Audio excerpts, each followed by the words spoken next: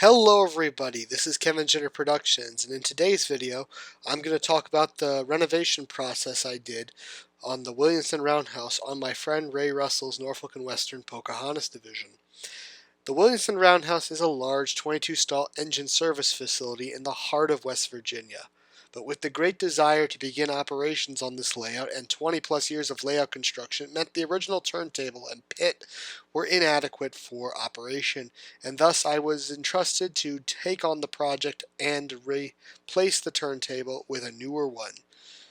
Well, after building some confidence and some kind words, I set out to remove 22 stall tracks, 4 entry tracks, and 1 storage track to make the area around the turntable pit accessible for removal. But the site around the turntable looked quite bare. But it was necessary to get onto the layout. And in many ways I had to crawl on the layout to get to the screws and so forth so we could pop the turntable out. But all the entry tracks also had to be disconnected, and this proved to be quite challenging later on. Let me show you something. Here you can see the Code 83 hand-laid track on the western side of the layout, or western side of the turntable. This was the easy part to redo, even though I had never hand-laid track before. But the plastic-tied Code 83 microengineering track proved more than an enemy during renovation work on the layout. And I'll tell you this, I broke and bent many spikes to do it. Before removing the turntable in the project, I had to mark the position of where the eye was, so when the new turntable pit was installed, it was exactly as it was before. And soon enough, I removed all the screws, and within, well, pop! Out went the old turntable, and the new turntable pit was slid into position and went in with no major issues.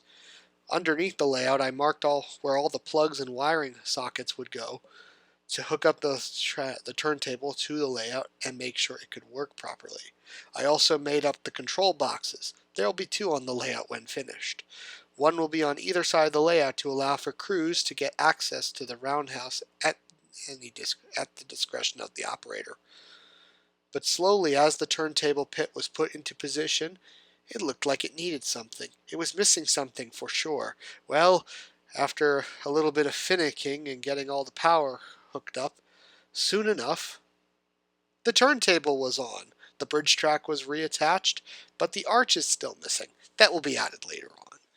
But after a few weeks, though, I had to take a little hiatus from the project, but soon enough, actually earlier this week, I got right back to work on the layout and got back to work putting this roundhouse back together.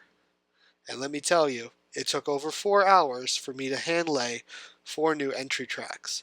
Those spikes are tiny, and for someone who's never done it before, I did a damn good job at it as well.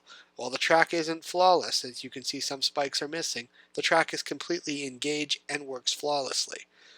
And within the span of a day, all the stall tracks were put back into position, and here's my friend Jonathan, who came all the way from Brooklyn to work on the layout, putting some of the feeders back in.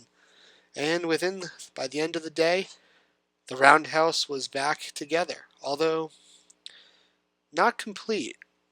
The main building will be added very soon, once we get some other projects done. But it was good to have the engine facility back up and running and looking pretty for the open house. And I will also tell you this, the turntable clears every track. Further testing will be done later on, such as programming and weathering and everything to make it look pretty. But I really did want to show everyone what I've been working on for the last few weeks. And while this project sounds daunting, it was definitely a very enjoyable experience. And I had a great amount of fun putting this thing together. I'm very proud of the fact that I took something that I saw when I was 5 years old and made it into something that's actually better than it was before. It's a great feeling.